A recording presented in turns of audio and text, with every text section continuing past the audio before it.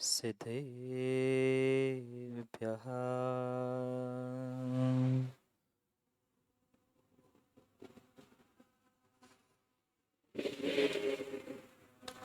श्रीमद्परं गम्भीर स्याद्वाद्मोघलाञ्छनम् जियात्रैलोक्यनाथस्य शासनं जिनशासनम् जय मङ्गलभूदाणं विमलाणं नाणदंसनमयारम् तैलोयसेहियाणं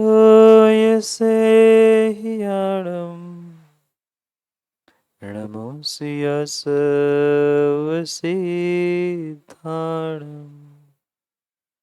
नमो वरिहन्ताणं नमो सिद्धाणं नमो आयर्याणं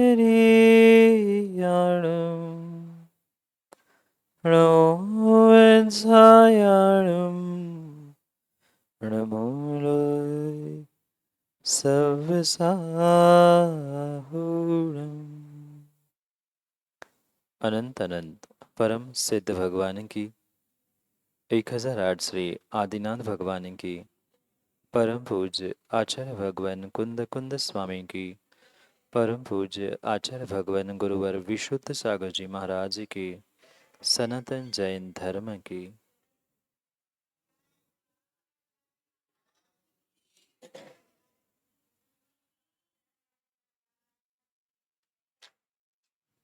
अंतिम तीर्थेश वर्धमान स्वामी के शासन में हमसे विराजते और उनकी ये पावन पीयूष देशना हम सभी के लिए परम उपकारी। अनादिकाल से हमारी इस आत्मा में जो जन्म जरा और मृत्यु रूपी रोग लगे, उन रोगों का उपशमन करने वाली कोई परम औषधि है तो वह एकमात्र यह जिनवाणी। भव्यात्माओं, दिन रात मेरे स्वामी, मैं भावना ये भाऊं, देहांत के समय में तुमको न भूल पाऊं। इन पंक्तियों को माताओं कई बार हमने दोहराया होगा और कई बार क्या, कुछ एक जीव तो दिन में एक आध बार तो इस समाधि भावना के बारे में चिंतन करते हैं। इन समाधि भावनाओं को, शब्दों को गुनगुनाने का प्रयास भी करते, पर वास्तव में हमें विचार करना है कि क्या इन शब्दों को मात्र दोहराने से, इन समाधि भावनाओं के पद्यों को पढ़ने से क्या मात्र हमारी समाधि हो जाएगी? नहीं होगी। भावना भाने के लिए इन पद्यों को पढ़ना, जो लिखा है उनको दोहराना ये आवश्यक तो है, पर मात्र इतना करने से, मात्र इन भावनाओं को पढ़ने से कभी काम नहीं होता। अगर शब्दों को दोहराने से, पाठ पढ़ने से ही काम होता तो आज सभी जीवों को 12 भावना पढ़ते पढ़ते सभी को वैराग्य हो जाना चाहिए था, पर कितनों को है? नहीं है। 12 भावना पढ़ ली, वैराग्य भावना पढ़ ली, मेरी भावना पढ़ ली, समाधि भावना भी पढ़ ली, पर फिर भी आज तक हम अपनी मेरी भावना को मेरी नहीं कर पाए और समाधि भावना से अपनी स्वयं की समाधि नहीं कर पाए। क्यों नहीं हुई समाधि? क्या कारण रहा? जो कहीं न कहीं हमारे भीतर बैठा हुआ जो मोह था, उस मोह नींद से उठने का हमने आज तक प्रयास ही नहीं किया। और जब तक जागेंगे नहीं तब तक सवेरा होने वाला नहीं है। नहीं है इसलिए तो लिखा है जागो और जागो तभी सवेरा, जब जागो तब सवेरा। हम जाग ही नहीं पा रहे हैं, अपनी भावनाओं को ही जगा नहीं पा रहे हैं, हमारा कल्याण होगा कैसे? भगवान बनने के लिए, तीर्थंकर बनने के लिए जो आचार्य भगवंतों ने 16 कारण भावनाएं कही है, उन 16 कारण भावनाओं में से समाधि भावना, और मात्र समाधि भावना नहीं, साधु समाधि भावना का चिंतन हम कर रहे थे कि कैसे हम साधु बने और कैसे साधु बनकर समाधि साध ले। क्योंकि साधु बनकर समाधि किए बिना कभी तीर्थंकर और अरिहंत सिद्ध अवस्था को जीव प्राप्त कर ही नहीं सकता। ये पक्का है, ये पक्का है। क्या आप लोगों को पता नहीं है? क्या आप लोगों को पता नहीं है जिसका जन्म हुआ है उसकी मृत्यु जानते हैं? सब जानते हैं। पर फिर भी कोई आपसे कह जाए कि 4 दिन बाद आपकी मृत्यु होने वाली है, फिर खुश होगे कि खुश होंगे ना? नहीं होगा। कितना ही समझदार, कितना ही ज्ञानी, कितना ही पंडित विद्वान भी क्यों ना हो, उसे कह भर दे कि 4-6 दिन में तुम्हारी मृत्यु होने वाली है, वो भी घबरा जाता है। मैं मरने वाला हूं, 8 दिन में ये कर लूं वो कर लूं। सब जानते हैं कि जो जन्म लेता है इस संसार में उसकी मृत्यु नियत है, नियत है, नियत है। पर फिर भी उस मृत्यु का नाम सुनकर डरता है, कांपता है। यहाँ तो भगवान के सामने आकर कहते हैं कि आपके चरणों में मेरी मृत्यु हो, देहांत के समय में आपको ना भूल जाऊं। देहांत के तो पता नहीं कब आएगा, आज ही हम भगवान को भूल रहे हैं, देहांत तक कौन याद रहेगा? शब्द मरण का, मृत्यु का सुनते ही रोंगटे खड़े हो जाते। मैं कैसे मर रहा हूं? चाहे 70 का हो, 80 का हो, 90 का भी हो चुका हो, पर फिर भी मरने के नाम से हर इंसान, हर व्यक्ति, हर जीव डर जाता है। इसलिए तो मरण भय लिखा है ना। सबसे पहले उस मरण भय को रखा है। मृत्यु का नाम सुनते ही व्यक्ति डरता है। यहाँ तो भगवान से कह रहे हैं कि नहीं, हमें तो समाधि मरण चाहिए, हमें समाधि मरण चाहिए। पर कोई कह दे मरण सामने रखा है, नहीं स्वीकार कर सकता, नहीं स्वीकार कर सकता। इन भावनाओं को समझे बिना, अपनी भावनाओं को जगाए बिना कभी कभी हमारा कल्याण होने वाला नहीं है। आज से और अभी से ही मुझे पुरुषार्थ करना है, किस प्रकार से मैं अपनी भाव और भावनाओं को संजोऊं। जो मात्र आज तक शब्दों में कहते आए हैं, उन शब्दों के साथ साथ, उन भावनाओं के साथ साथ मुझे जीवन में इस अंतिम मरण को समाधि मरण के रूप में, सल्लेखना मरण के रूप में स्वीकार करना होगा। और वो वही वही वही जीव कर सकता है जिसको विश्वास है कि मेरी आत्मा नहीं, मेरा शरीर मरता है। कौन मरता है? आत्मा की मृत्यु होती है। बोलो ना, आत्मा की मृत्यु होती है। पर कोई कह दे कि आपकी मृत्यु हो रही है तो तब समझ में आता है कि मेरा शरीर मर रहा है, आत्मा नहीं मरेगी। तब हम भूल जाते हैं मरने वाला आत्मा नहीं है और मैं शरीर नहीं हूं, ये सरासर भूल जाते हैं। ये भेद विज्ञान के साथ, भेद विज्ञान के साथ मुझे निर्णय करना है कि शरीर साथ देने वाला नहीं है। कितनों का शरीर साथ देगा? कितनों का साथ शरीर देगा? नहीं देगा, नहीं देगा, नहीं देगा। मरण तक ही ये शरीर साथ है। शरीर क्या, शरीर के सगे संबंधी भी साथ देने वाले नहीं है। कल भी पूछा था ना, मरने के बाद जलाने वाला कौन है? पड़ोसी नहीं है।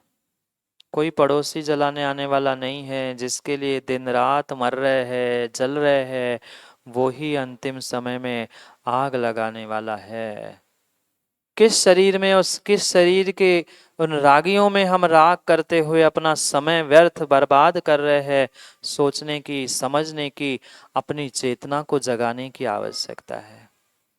शब्दों में तो हमने कह दिया, भगवान को भी कई बार हमने सुना दिया, शत्रु अगर हो कोई संतुष्ट हो उसको कर दो, समता का भाव रखकर। वाह! कितनी क्षमा है? माँ बोलो ना, कितनी क्षमा है भीतर? थोड़ा सा काम बिगड़ जाता है तो आग बबूला हो जाता है इंसान। दूसरों की छोड़ दो, बाहर के लोगों की छोड़ दो, जिसके लिए माँ बेटा बेटा करके पुकार रही थी, उस बेटे ने ही घर में कुछ कांच की ग्लास फोड़ दी, प्रेम से पूछ कर लोगे ना, बेटा बहुत अच्छा किया, दूसरी ले आऊंगा, क्षमा हो गई? यहाँ तो कह रहे हैं कि सबसे क्षमा कराऊं, सबसे क्षमा कराऊं, सबको क्षमा कराऊं, कोई से शत्रु भाव नहीं रखूं।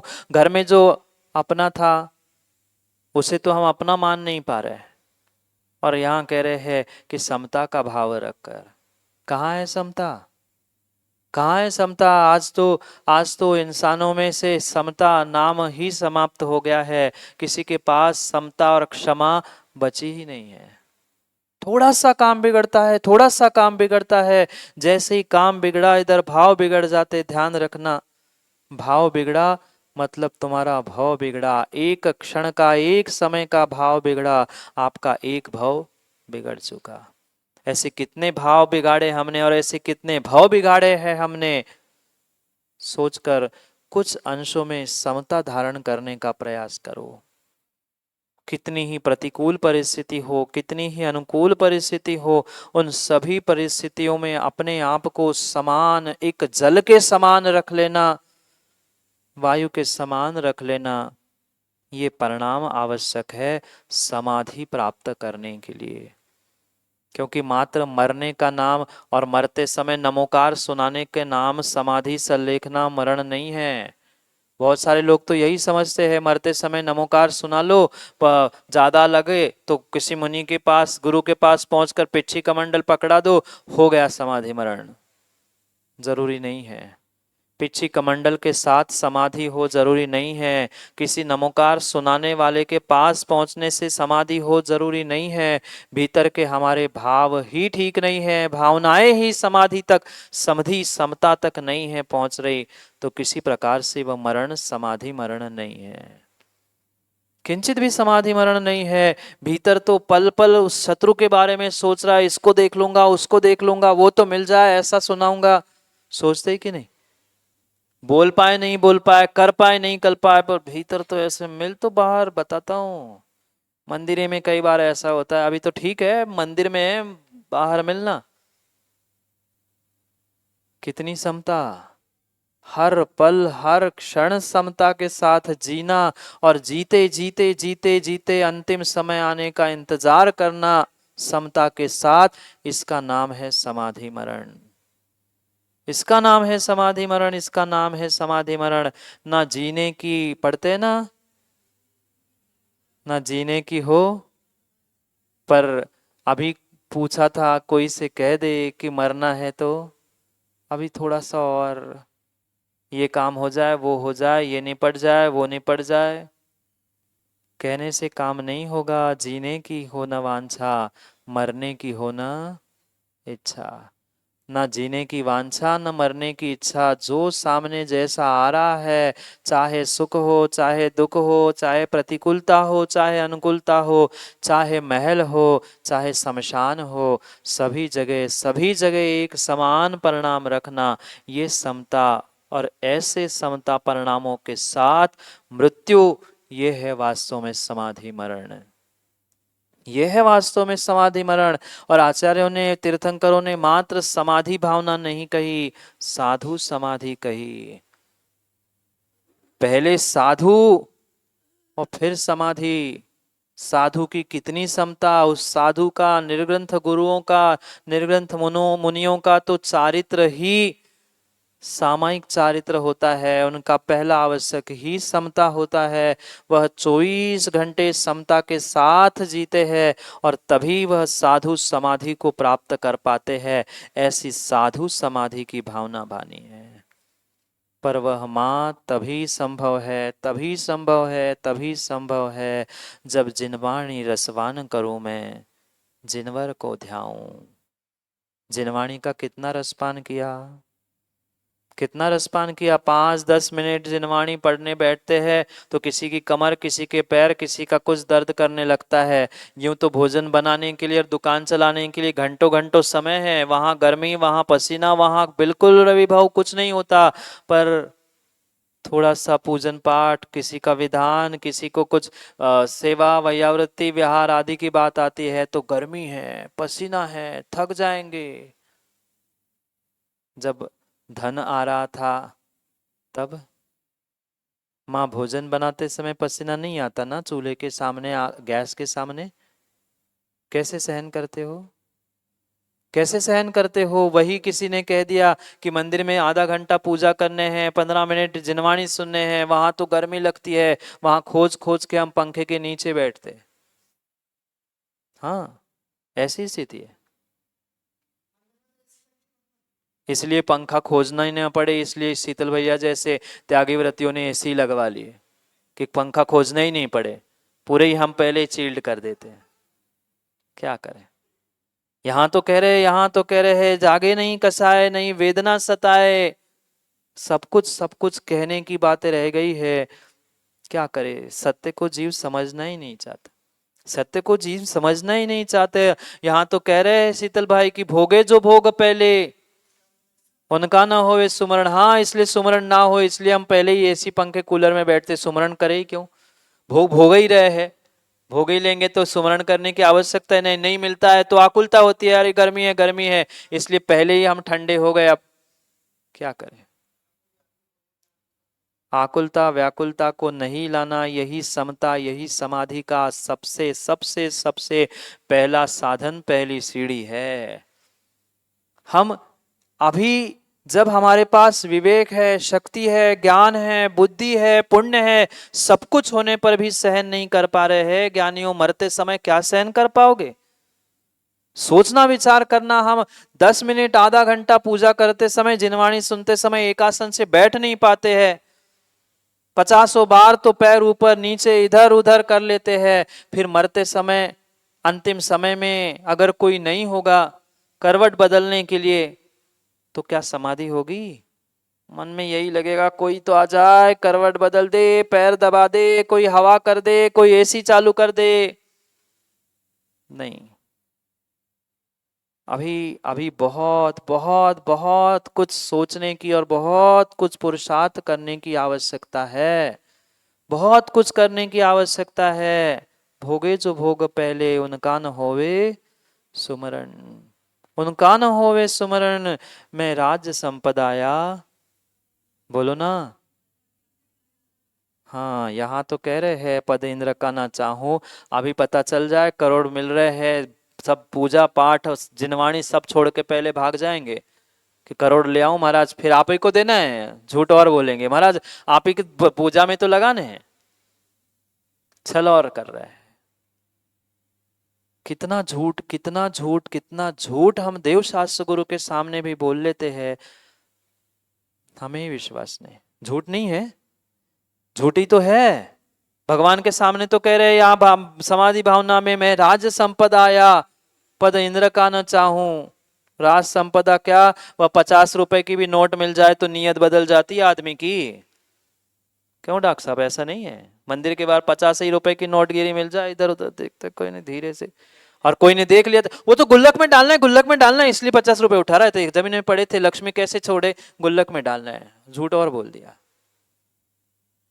तुम दूसरों को छल नहीं रहे हो, दूसरों को छल नहीं रहे हैं, अपने अपने अपने स्वयं की ही ठगाई कर रहे हैं, अपने स्वयं की ठगाई कर रहे हैं। हम देव शास्त्र गुरु के पास पहुंचकर भी अपने कषायों का उपशमन नहीं कर पा रहे हैं।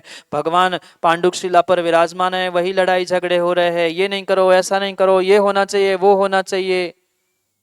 और बाद में भगवान से कह रहे भगवान जागे नहीं कषाय। भगवान कषाय जगा रहे हैं, गुरु कषाय जगा रहे हैं। कषाय तुम्हारे भीतर थी, इसलिए देव शास्त्र गुरु के पास पहुंचकर भी तुम अपनी कषायों को छोड़ नहीं पा रहे हैं। कई सारे जीव तो मात्र और मात्र अपनी कषाय की पुष्टि करने के लिए ही देव शास्त्र गुरु के पास पहुंचते हैं। मत करो कसायों की पुष्टि, मत करो कसायों की पुष्टि। देव शास्त्र गुरु कसायों के विसर्जन करने के लिए स्थान थे। आपने देव शास्त्र गुरु को ही अपनी मान आदि आदि कसायों की पुष्टि करने के लिए उपयोग में लाना प्रयोग किया है। क्यों नहीं मिल रहा है फल? क्यों नहीं मिल रहा है फल? जिनके सामने तीर्थंकर भगवान की प्रतिमाएं भी नहीं थी, उन्होंने भगवान की भक्ति करते हुए कर्मों की निर्जरा कर ली, अपने भाव को सुधारने का प्रयास किया। तिर्यंस ने भी छोटे छोटे छोटे छोटे नियम लेकर कल्याण कर लिया। बनने वाला तीर्थंकर है तिर्यंस। क्या कथानक नहीं पढ़े आप लोगों ने? कथानक नहीं पढ़े आप लोगों ने? उस श्यार ने रात्रि भोजन का त्याग किया था, कुएं में बार बार जाता था, अंधेरा दिखता था, पुनः वापस आता था, पुनः आता था, पुनः वापस आता था, ऊपर नीचे करते करते मृत्यु हो गई। पर रात्रि भोजन रात्रि पानी उसने, और हम इसलिए महाराज छोड़ते ही नहीं, आकुलता ही नहीं हो। हमारे घर में तो इतनी लाइट की व्यवस्था है कि आवश्यकता ही नहीं है हमें। सोचना उस तिर्यंस के बारे में। क्या आप इंसान होकर जैन कुल में जन्मने के बाद भी उस तिर्यंस से गए बीते हैं? यूं ही तीर्थंकर प्रकृति का बंद करके वो तीर्थंकर प्रियंकर नहीं बनने वाला। वो एक सार, एक तिर्यंस, उसका उसका उसका भीतर नियम था, टूटे नियम ना कोई। हम तो सोचते हैं ले लेंगे प्रायश्चित, कौन देख रहा है, इधर उधर आंख बंद कर ली। महाराज जी स्वास्थ्य ठीक नहीं था, दवाई लेनी पड़ी, इसलिए ऐसा करना पड़ा। टूटे नियम ना कोई। दृढ़ता, दृढ़ता हृदय में रहूं। कितनी दृढ़ता है, कितनी दृढ़ता है। अभक्ष का तक हम त्याग नहीं कर पाए, रात्रि भोजन नहीं छोड़ पाए, पानी छान कर पीने का संकल्प नहीं कर पाए। फिर जैन कुल में जन्मे क्यों हो? क्यों जैन कुल में जन्मे हो? जैन कुल का ये कुलाचार था। बड़े बड़े नियमों का तो कह ही नहीं रहा हूं, पर जिस कुल में जन्मे हैं उस कुल का कुलाचार तो बुजुर्गों को पता हो। माता पिता को ही बोध नहीं है, दादा दादियों को ही बोध नहीं है, आने वाली पीढ़ी को क्या कहे? आने वाली पीढ़ी को क्या कहे? आने वाली पीढ़ी को दोष देना, युवा पीढ़ी को दोष देना बहुत आसान है। बच्चे नहीं मानते, बच्चे नहीं करते। बच्चों को करके माता पिता ने कभी दिखाया? नहीं दिखाया। आप जैसा करोगे, आप जैसा करोगे, आने वाली पीढ़ी भी विश्वास मानना माता पिताओं आपका ही अनुकरण करेगी। अच्छे का कर पाए नहीं कर पाए, पर गलत बात सामने वाला बहुत जल्दी पकड़ लेता है, और बच्चे तो विशेष करके। समझाना पड़ता है माँ बाप क्या होते हैं। आप कह तो देते हो, पर झूठ बोलना सिखाना नहीं पड़ता। झूठ बोलना सिखाना नहीं पड़ता, मायाचारी करना, चोरी करना सिखाना नहीं पड़ता। वो अपने आप देख देख के सीख लेता है। पर पाप नहीं करो, झूठ नहीं बोलो, ये सिखाना पड़ता है। क्योंकि गलत आदत व्यक्ति बहुत जल्दी बहुत जल्दी बहुत जल्दी पकड़ लेता है। सोचना, विचार करना, क्योंकि ये समाधि संलेखना आचार्य भगवंतों ने अनेक प्रकार से समझाने का प्रयास किया है। एक शरीर को कृश करना और एक अपनी कसायों को भी कृश करना। कषाय भी कम करते जाना और कषायों के साथ साथ शरीर को भी कम करना। कुछ एक जीव तो ऐसे भी हमने देखे, शरीर को तो कृश कर रहे हैं, शरीर को तो दुबला पतला कर रहे हैं, साधना का मार्ग भी स्वीकार कर रहे हैं, पर अपनी कषायों का विसर्जन अभी आज तक नहीं कर पाए। ये ध्यान रखना शीतल भाई, ध्यान रखना शीतल भैया। आप ब्रह्मचारी है, आप ब्रह्मचारी है, अगर आप अपनी कसायों का उपशमन करना नहीं सीख पा रहे हो तो आपने इस त्यागी वृत्ति मुद्रा की भी अवहेलना की, अपनी स्वयं की भी अवहेलना की, और धर्म की भी बहुत बड़ी अप्रभावना की। क्या करें? रूठ के बैठ जाना, नाराज होके बैठ जाना, भूख हड़ताल पे बैठ जाना। मुझे ये बात समझ में ही नहीं आती। ऐसा करो तब तक मैं भोजन नहीं करूंगा, ऐसा करो तब तक मैं आहार नहीं करूंगा। अरे क्यों आप महाव्रती अणुव्रती बनने? भूख हड़ताल पे ही बैठना था तो किसी पार्टी को ज्वाइन कर लेते और इसके विपक्ष में उसके पक्ष में जाकर धरने देते। क्या है यहाँ? तो कषायों का उपशमन, आहार पानी का त्याग किसी भूख हड़ताल के रूप में नहीं, अपने शरीर के साथ साथ पहले कसायों के उपशमन के लिए कहा है। थोड़ी सी बीमारी, थोड़ा सा रोग, थोड़ा सा कष्ट होता है तो ये औषध वो औषध, नहीं लेते ना दवाई आप लोग? बोलो ना, दवाई नहीं खाते आप लोग? आजकल के लोग तो अजय भाई रोटी कम खाते, दवाई चलो कम से कम पता तो है। हाँ, बहुत सारे लोग ऐसे खाने के लिए तो एक दो ही रोटी खाते हैं और सुबह से शाम तक 10 गोलियां खा ली। क्या जिंदगी है? एक आध दिन दवाई नहीं मिली तो खत्म काम। हाँ, तो ऐसे ही है स्थिति, ऐसी खाना पचाने के लिए बहुत सारे लोग तो इसलिए दवाई खाते हैं कि खाना पच जाए, बहुत सारे इसलिए खाते हैं कि भूख लग जाए। समस्या दोनों तरफ है, दवाई दोनों खा रहे। किसी को भूख लगने की समस्या है, किसी को पचने की समस्या है। क्या करें? समझ नहीं पा रहा है, समझ नहीं पा रहा है जीव की मैंने ये मनुष्य पर्याय धारण की है। क्यों की है? क्यों की है? क्यों की है? मैं बार बार कहता हूं, ध्यान रखो, विश्वास मानो, पिछले पर्यायों की तपस्या इस बार फलीभूत हुई है। हमें श्रेष्ठ आर्य जनों की संगति मिली, देव शास्त्र गुरु मिले हैं, पर हमें उनमें गुण कहाँ दिखते हैं? हमें उनमें गुण कहाँ दिखते हैं? यहाँ तो कहते हैं कि हम उन आर्य जनों की, श्रेष्ठ जनों की संगति प्राप्त करते हुए व्रत नियम संयम को धारण करो। कितने व्रत नियम धारण किए, कर भी लिए तो कितनी उसमें शिथिलता, कितने बार तोड़ दिए, कितनी बार तोड़ दिए। दूसरों से नहीं पूछना, और ना दूसरों से पूछना, अपने आप से ही पूछ लेना। अपने आप से ही पूछ लेना, मेरे भाव, मेरे परिणाम, मेरी परिणति कहाँ जा रही है? हमें आज तक कोई श्रेष्ठ गुणवान पुरुष दिखा ही नहीं, कभी नहीं दिखा। चाहे मेरी भावना हो, चाहे समाधि भावना हो, वहां तो हम कहते गुणी जनों को देख हृदय में, गुणी जनों के सदगुण गाओ जिनवर। पर हमें गुणी जन दिखते हैं? बोलो हाँ।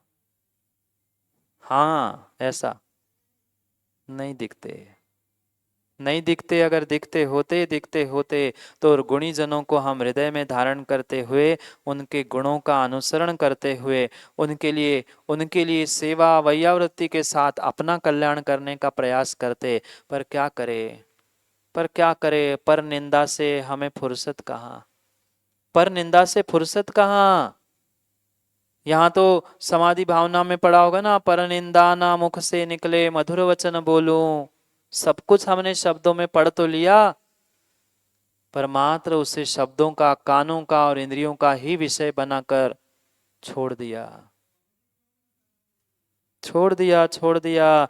ये जो मिठाई खा रहे हैं ना, मीठी मीठी मोह की मिठाई खा रहे हैं, मोह नींद की दवाई जो खा रहे हैं ना, इसलिए भान नहीं है, होश नहीं है, जाग नहीं रहे हैं कि मैं कितनी बड़ी भूल, कितनी बड़ी भूल कर रहा हूं, कितनी बड़ी भूल कर रहा हूं। धर्मात्मा निकट हो, पढ़ा ना, धर्मात्मा निकट भी आ जाए, कोई नमोकार भी सुनाए, ऐसी स्थिति हमने देखी है कि दादाजी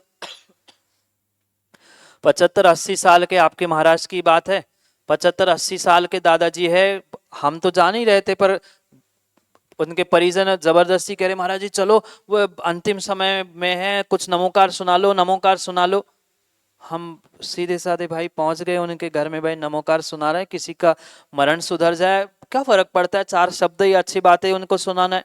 जैसे हम पहुंचे, बाकी लोग तो नमोकार सुनाने का प्रयास कर ही रहे थे। एक ने कहा कि महाराज हम नमोकार जैसे ही सुनाने के लिए जाते, दादाजी चिल्लाते, मर रहा हूं क्या मैं, नमोकार सुना रहे? अभी नहीं मर रहा हूं मैं। फिर मैंने पता कर लिया कि भाई बताओ क्या खा रहे हैं, क्योंकि समाधि मरण धीरे धीरे भोजन का त्याग करना। हमने सोचा पता तो करे क्या क्या है। हमने पूछा क्या खा रहे हैं दादाजी, तो उनकी रोटी वगैरह बंद थी, अब दांत नहीं थे, कुछ चब नहीं रहा था। सो उन्होंने कहा कुछ नहीं, वो बस चाय बिस्कुट मांगते, चाय बिस्कुट खाते। हमने कहा दादाजी अब उम्र देखो, पता नहीं कल या शाम तक भी बचो नहीं बचो, वो कम से कम बाजार का बिस्किट ही छोड़ दो। मैंने कहा बिस्किट ही खाना, कम से कम बाजार का बिस्किट छोड़ दो, कितना आवश्यक, क्या कैसे मिला क्या? वो कह रहे महाराज जी अकेला बिस्किट हो तो गिटक पा रहा हूँ, बिस्किट ही निगल पा रहा हूँ, बाकी तो कुछ जा नहीं पा रहा है, इसलिए मैं बिस्किट का त्याग नहीं कर सकता। कितने साल का, कितने साल का? 80 साल का दादाजी कह रहा है कि मैं बिस्किट का त्याग नहीं कर पाऊंगा। क्या है, सोचे। ये इसलिए साधु समाधि क्यों लिखी? साधु समाधि क्यों लिखी? मात्र श्रावक अगर सही सही निर्यापक के पास, सही वह दिग्दर्शक के पास नहीं पहुंचता है तो श्रावक की भी समाधि होना संभव नहीं, और श्रावक की क्या, साधु की भी समाधि होना संभव नहीं है। क्योंकि अंतिम समय में परिणाम बिगड़ सकते हैं, पर स्थितिकरण करने वाला अगर सम्यक निर्यापक कोई हो तो वह बहुत बड़ा स्थितिकरण करते हुए उसे कुमरण से समाधि मरण की ओर ले जा सकता है। एक सत्य घटना, आचार्य भगवान शांति सागर जी महाराज, जो बहुत बहुत बहुत विशेष अपने धर्म प्रभावना के साथ पूरे देश में और दक्षिण में तो जाने ही जाते, पूरे देश में जाने जाते, उनके संघ में समाधि चल रही थी एक मुनिराज की। मुनिराज है, आखिर है तो इंसान, कर्मोदय कभी भी आ सकता है। कमरे में थे, समाधि चल रही थी, संस्थारोहण हो चुका था और शाम का समय बीत गया, रात हो गई। जो मुनिराज थे, क्षपक थे, कमरे में थे, तो उन्हें बोध नहीं हुआ कि रात है कि दिन है, क्या है। अचानक से नींद उनकी खुली और रात में ही वो करने लगे कि मुझे भूख लगी, मुझे भूख लगी है, मुझे खाना चाहिए, मुझे भूख लगी, मुझे आहार करना है। आप होते तो, आप होते तो शीतल भैया तो व्हाट्सएप पे डाल देते, ओ ये साधु ही नहीं बचा, भ्रष्ट हो गया, अब सल्लेखना काय की। ये अविवेकी और पापियों का काम है। धर्मात्मा कभी किसी दूसरे धर्मात्मा की निंदा नहीं करता, कभी किसी दूसरे धर्मात्मा की निंदा नहीं करता, कभी कभी साधु के वचनों से पर की निंदा शोभा देती ही नहीं है। श्रावकों से जब पर निंदा करने के लिए एक मना किया है, फिर साधु और साधु के बाद समाधि धारण करने वाले उन जीवों को सोचने और समझने की आवश्यकता है। आप होते तो पक्का है कि उनको मानना ही छोड़ देते, कि उनको बदनाम करते, पर जैसे ही आचार्य शांति सागर महाराज को पता चल गया कि शपक राज जो समाधि धारण करता है, समाधि मरण सल्लेखना पर आसीन होता है, उसे क्षपक राज कहा जाता है, क्षपक कहा जाता है। रात के ही समय में अपने कक्ष को, अपनी साधना को छोड़ते हुए वे आचार्य भगवंत उस क्षपक राज के पास पहुंचे। क्योंकि आचार्यों ने कहा है, अगर मनुष्य पर्याय का और इस दिगंबर भेष का, मुनि अवस्था का कलशारोहण कुछ है तो समाधि सल्लेखना, समाधि मरण है। वे तुरंत पीछे लेकर आचार्य शांति सागर महाराज कितने बड़े, और एक सामान्य मुनिराज की समाधि के लिए अपना आसन, अपना स्थान छोड़कर पहुंचे। यूं यूं निर्ग्रंथ मुनिराज अपना स्थान छोड़कर यहां वहां रात्रि के समय में नहीं जाते, पर अपना कक्ष छोड़कर उस क्षपक को समझाने के लिए पहुंचे। और जैसे ही उनके समीप पहुंचते हैं, वह आचार्य महाराज बैठकर उस क्षपक राज को पीछे उठाकर नमोस्तु कहते हैं और जोर से बोलते हैं, क्षपक राज नमोस्तु, मैं आपकी वंदना करने के लिए आया हूं। कौन? कोई श्रावक नहीं। कितनी सरलता, सोचना विचार करना। आचार्य महाराज, इतने महान आचार्य महाराज, वे सहजता से जाकर उस शपक के सामने पीछे लगाकर पीछे से नमोस्तु करते हुए कहते हैं, क्षपक राज नमोस्तु। आज मुनिराज नमोस्तु करने पर भी प्रति नमोस्तु करने के लिए डरते हैं। आचार्य भगवान ने जैसे ही गुरु का आवाज सुनेगा और आदमी होश में नहीं आएगा, हो ही नहीं सकता। जो भूख प्यास, पानी, रोटी, भोजन, आहार इनकी चर्चा कर रहे थे, वो क्षपकराज कानों में जैसे ही आवाज सुनता है, ये तो मेरे गुरु की आवाज है, गुरु मुझे नमोस्तु कर रहे। एकदम से आंख खुलती है, शक्ति भले ही उठने की नहीं थी, गर्दन हिलाकर देखता है, अरे ये तो मेरे गुरु और यहां आए हैं। आचार्य महाराज पीछे हाथ में लेकर ही कहते हैं, क्षपकराज मैंने सुना आपको भूख लगी है, आप आहारचर्या की चर्चा कर रहे हैं, आहार करने की बात कर रहे हैं। रात के 12-1 बजने का समय है और आप आहार करने के लिए जिद पे अड़े हो। हाथ अपने आप उस शपक के जुड़ जाते हैं, आंखों से टप टप अश्रुधारा बहने लगती है और वह शपक मुनिराज कहते हैं, भगवान क्षमा करना, गलती हो गई, मैं भूल गया था, मैं भूल गया था, मेरा प्रत्याख्यान था, मेरा त्याग था, मैं भूल गया था। पुनः पुनः पुनः मैं छेदोपस्थापना चाहता हूँ, मैं अपनी समाधि में पुनः पुनः स्थापित होना चाहता हूँ। ये था त्यागु त्यागु आहार पानी, औषधि विचार अवसर।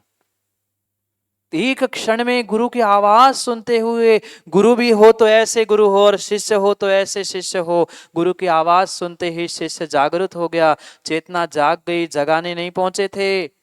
ये था स्थितिकरण, ये था वात्सल्य, ये था उपगुहन। आज तो सब समाप्त है, सब समाप्त है, सब समाप्त है। टूटे नियम न कोई, ये थी दृढ़ता। अरे उस त्रियंश की भी दृढ़ता देखो, त्रियंश की भी दृढ़ता देखो। उन पारसनाथ की पिछली पर्यायों में उस पारसनाथ के जीव से पूछो, उसने भी त्रियंश बनकर श्रावक बनने का पुरुषार्थ किया था। अरे आप श्रावक हो, श्रावक कुल में जन्मे हो, क्या आप श्रावक हो? मैं तो पूछ रहा हूं, मैं नहीं कह रहा किसी को आप कौन हो क्या नहीं है, मैं तो प्रश्न चिन्ह पूछ रहा हूं, क्या आप श्रावक हो? प्रश्न चिन्ह है। अभी आप ही कह रहे हैं, मैं नहीं कह रहा हूं, ढोंग कर रहे हैं। सत्यता तो यही है कि हमने अभी श्रावक पने को भी समझा नहीं है। नहीं है, जिसके पास ये आवश्यक नहीं है, 8 मूल गुण नहीं है, कुलाचार नहीं है, वो किस बात का श्रावक? किस बात का श्रावक? 8 मूल गुण है, संकल्प पूर्वक ग्रहण किए हैं? नहीं है। क्या जो 3 कुलाचार कहे जाते हैं वो संकल्प पूर्वक है? नहीं है। श्रावक के 6 आवश्यकों का प्रतिदिन पालन होता है? नहीं है। फिर किस लिए श्रावक? फिर कैसे श्रावक? डॉक्टर साहब, मात्र श्रावक की खाल ओढ़कर हम श्रावक बनने का प्रयास कर रहे हैं। पर लोम कह दूं, बुरी तो नहीं मानोगे? और मान भी लो, क्या कर लोगे? मैं तो चला ही जाऊंगा। लोमड़ी कितने ही शेर की खाल ओढ़कर घूमने लग जाए, लोमड़ी लोमड़ी ही होती है, शेर नहीं बन सकती। शेर नहीं बन सकती, इसलिए धर्मात्माओं, धर्मात्मा की खाल मत ओढ़ो। भीतर से भाव भावनाओं से, परिणाम और परिणति से धर्मात्मा बनने का प्रयास करो। धर्मात्माओं का सानिध्य मिल रहा है, आर्यजनों का सानिध्य मिल रहा है, अपने आप को बदलने का प्रयास करो। धर्मात्मा निकट हो, चर्चा धर्म सुनाए। कोई पापी होता ना तो तुरंत कह देता ये साधु नहीं बचे हैं, और वो भी सोचता मैं साधु बचा ही नहीं हूं, तो चलो खा पी के मर जाऊं। धर्मात्मा क्यों चाहिए मरते समय? क्यों निर्यापकों की व्यवस्था? क्यों क्यों साधु के पास समाधि कही है? क्योंकि उसे पता है कब कहाँ कैसे उसका स्थितिकरण करना है, धर्म की चर्चा सुनानी है। समाधि के महान महान ग्रंथों में आचार्य भगवंत, चाहे भगवती आराधना हो, मरण कंडिका हो, आचार्य भगवंत तो कहते हैं अगर शपक रसगुल्ला खाने के लिए मांग रहा है तो हाँ तुम बनाओ, उसके मुख तक रख लो, मुख में अंदर रख लो। अरे ऐसी स्थिति होती है, रसगुल्ला क्या पानी गटक नहीं पाता, मुख में रखने के बाद फिर निकाल दो। अब नहीं घबराना, अब खाते नहीं बन रहा ना, अब त्याग कर दो। इतने प्रेम और वात्सल्य से एक माँ क्या अपने बेटे का ध्यान रखेगी? उससे कई अधिक गुना धर्मात्मा धर्मात्मा का ध्यान रखता है, और तब एक किसी की समाधि होती है। आचार्यों ने कहा है, सैकड़ों दिगंबर दीक्षा दे देना एक तरफ है, और एक समाधि कर लेना एक तरफ है, बराबर पुण्य प्राप्त होता है। हम कम से कम भावना ही भाए कि हम किसी साधु की समाधि में निमित्त बन जाए, हम किसी साधु के समाधि में वैयावृत्ति करें, बहुत अच्छी बात है, हम ही साधु बनकर समाधि करें। पर साधु बनकर समाधि नहीं कर पा रहे हैं, जो साधु बने हैं, जिनकी समाधि चल रही है, उनके उनकी उनकी सेवा वैयावृत्ति करते हुए हम अपना भाव सुधारने का तो प्रयास करें। पर क्या करें, हमारे भाव ही नहीं सुधरते, भव कहाँ से सुधरेंगे, भव कहाँ से सुधरेंगे। वे सावधान रखे। शांति सागर महाराज की वह दृष्टांत को याद करना, पुनः पुनः मैं जब जब वह दृष्टांत सुनता हूँ, सुनाता हूँ, याद करता हूँ, रोंगटे खड़े हो जाते। क्या गुरु की सहजता होगी। अपना कक्ष छोड़कर 12 बजे कौन जाएगा। आज श्रावक तो अपना घर छोड़ के आने के लिए तैयार नहीं है। गुरु इतने महान आचार अपनी सब व्यवस्था, रात्रि का विश्राम, सामायिक माला सब छोड़कर उसको उनका स्थितिकरण पढ़ने पहुंचे थे। धर्मात्मा निकट हो, माँ बोलो ना, धर्मात्मा निकट हो, चर्चा धर्म सुनाए, वो सावधान रखे, गाफिल ना होने पाऊं, गाफिल ना होने पाऊं, भूल से भी भूल ना हो जाए। इसलिए धर्मात्मा मेरे पास में हो, निकट हो, पल पल वो मुझे चेतना जगाता रहे कि नहीं, तू क्षपक है, तो इस मनुष्य पर्याय की, साधु पर्याय की सर्वश्रेष्ठ साधना को प्राप्त हो रहा है। आचार्य महाराज का आवाज सुनते ही उनका स्थितिकरण हो गया। पानी पानी मांगने वाला ही पानी पानी हो गया कि गुरु मुझे आकर समझा रहे हैं। धिक्कार है मुझे, धिक्कार है मुझे। सावधान होते ही परिणाम स्थिर हो गए और कुछ ही घंटों में उस मुनिराज की समाधि संलेखना भी हो गई।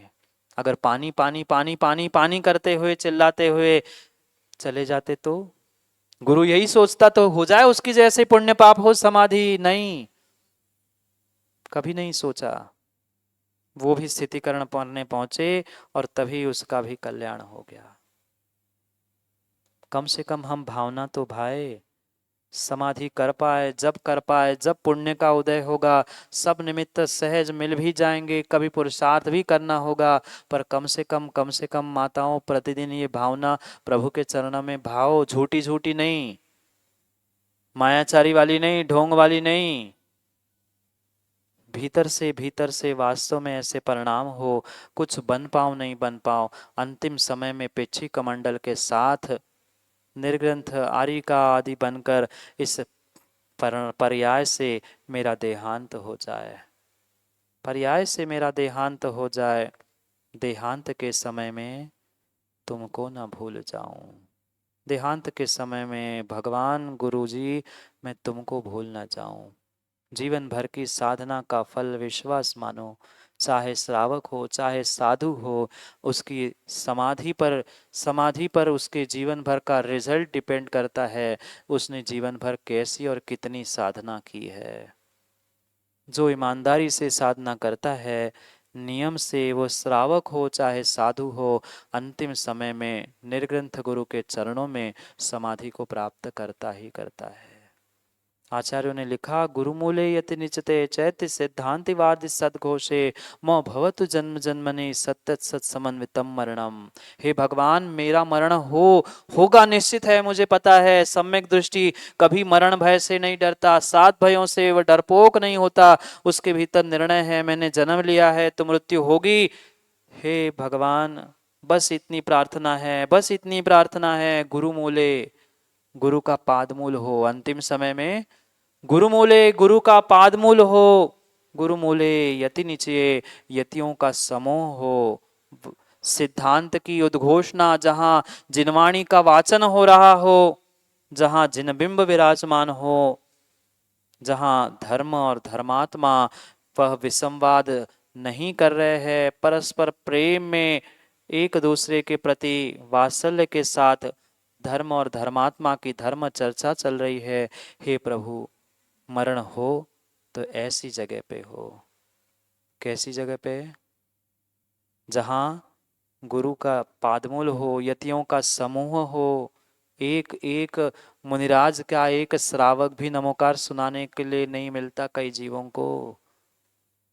आजकल तो पता नहीं कब कमरे में हार्ट अटैक आ जाता है, रात में सोया व्यक्ति सुबह नहीं मिलता है, सुबह नहीं मिलता है। कम से कम प्रतिदिन ये भावना भाव कि कुछ हो ना हो, जीवन भर की साधना एक किनारे है, अंतिम समय की ये साधना एक किनारे है। जाओ, समय हो गया, उधर जाने का नहीं, उधर तो जब जाओगे तो चले ही जाओगे, कोई रोकने वाला नहीं है, कोई बचाने वाला नहीं, कोई बचाने वाला नहीं है। प्रतिदिन प्रतिदिन वास्तव में हृदय की गहराई से प्रभु और गुरु के चरणों में बस इतनी भावना भाना कि भगवान जब भी मरण हो, कितने ही किलोमीटर दूर क्यों ना हो, पर गुरु चरणों में पहुंच जाऊं, प्रभु के समीप पहुंच जाऊं, गुरु की वाणी, गुरु से नमोकार सुनते हुए अपने अंतिम श्वासों को उनके ही चरणों में वह समर्पित कर दूं। तभी काम हो पाएगा। क्या करे शीतल भाई, आजकल का जमाना बदल गया है, जन्म भी अस्पताल में हो रहा है और मरण भी। पहले जन्म भी घर में होता था, मरण भी घर में होता था। आज बच्चे भी अस्पताल में ही जन्मते और मरते समय बूढ़ों को भी वेंटिलेटर पर रख के ही मरना पड़ता है। क्या करें, जमाना बदल गया है, डर लगता है। भगवान और गुरु से ज्यादा श्रेष्ठ हमें वह डॉक्टर रखते हैं कि डॉक्टर बचाएगा। मंत्र तंत्र बहु होई, मरते बचावे ना कोई। मरते समय कोई बचा नहीं सकता। मरना है ही, मरना है ही, मरना है ही, तो दृढ़ता के साथ समाधि मरण संलेखना के साथ मरे ना।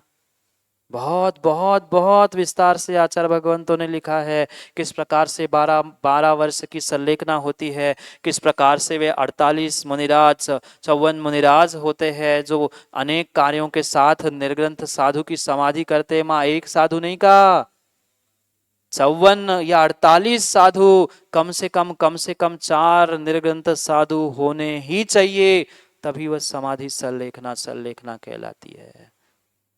क्या करे, कहने के लिए तो बहुत कुछ है, पर समय नहीं है, समय नहीं है हमारे पास। बाकी सब है, धन है, दौलत है, पर देव शास्त्र गुरु के लिए, उनको व्यवस्थित करने के लिए, अपने आप को व्यवस्थित करने के लिए हमारे पास समय नहीं है। हमारे पास समय नहीं है, हमारे पास समय नहीं है। जाग जाओ, जाग जाओ, जाग जाओ। एक एक आयतन, एक एक प्रतिमा, एक एक जिनेंद्र भगवान और एक एक मंदिर हमारे लिए बहुत कुछ बदलाव करने वाले हो सकते हैं। प्रतिदिन कह रहा हूँ, आरा वालों, आप कितने कितने कितने पुण्यात्मा हो। आपके बुजुर्ग कितने महान थे, कितने महान थे।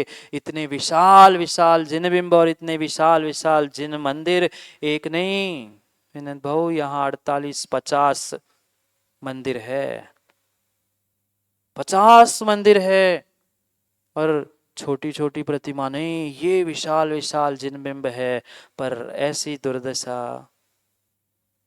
क्या करे, भोगना पड़ेगा डॉक्टर साहब, पूरी समाज को भोगना पड़ेगा। क्योंकि सत्य है, घर का जो बुजुर्ग होता है उसके साथ जैसा बर्ताव होता है, घर वालों को फल वैसा ही मिलता है। ये समाज के मंदिर, समाज के तीर्थंकर अरिहंत, उनकी प्रतिमाएं, ये आपके श्रद्धा के, आस्था के स्थान होने चाहिए थे। हमने चरण स्पर्श किया तो क्या बोले।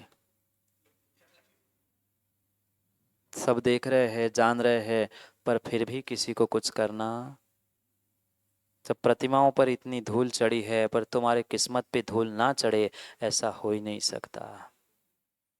कितने ही घर परिवार और नगर छोड़ के भाग जाना, जब भगवान की प्रतिमाओं पर इतनी धूल चढ़ी है, ध्यान रखना किस्मत पे धूल चढ़ने में समय नहीं लगेगा, नहीं लगेगा, नहीं लगेगा। हम परमात्मा का ध्यान नहीं रख पा रहे हैं, आयतनों का ध्यान नहीं रख पा रहे हैं, आपका ध्यान कौन रखेगा, कौन रखेगा। रोंगटे खड़े हो जाते हैं जब ऐसे दृश्य देखते हैं। जागो, जागो। जब तक हम अपने अपने अपने चैत्यालय मंदिरों के दोष दूर नहीं करेंगे, तब तक तुम्हारा भी जीवन निर्दोष होने वाला नहीं है। सोचो, समझो, विचार करो। गुरुओं का काम कहना है, आपका काम कह के, सुन के, कह दो ना। आपका काम महाराज जी कहना है, हमारा कान सुन के अनसुना करना है। हम भी सुनते हैं, हाँ हाँ कहते हैं, और इधर से सुना, इधर से जाओ। निकलने का समय हो गया, निकलो। मतलब ऑफिस जाने का समय हो गया, डॉक्टर साहब जाओ। क्या करें, समय नहीं रुकने वाला, समय नहीं रुकने वाला। देखते देखते 3-4 दिन होने को है पता नहीं चलेगा, 3-4 दिन, 3-4 साल, 3-4 महीने कैसे हाथ से निकल गए। समय हो गया है, समय हो गया है। समय को पुनः समय पर समझने के लिए समय पे मिलने का प्रयास करते हैं। इस समाधि भावना के साथ हम साधु बनकर समाधि को धारण करते हुए उस तीर्थंकर प्रकृति तक पहुंचने का प्रयास करें, क्योंकि हमें पुरुषार्थ आज से और अभी से करना है, तभी जाके कभी मंजिल मिलने की संभावना है। समय पर समय की बात के लिए पुनः मिलते, क्योंकि समय पे किया गया काम समय को दिलाता है। बोली भगवान महावीर स्वामी की।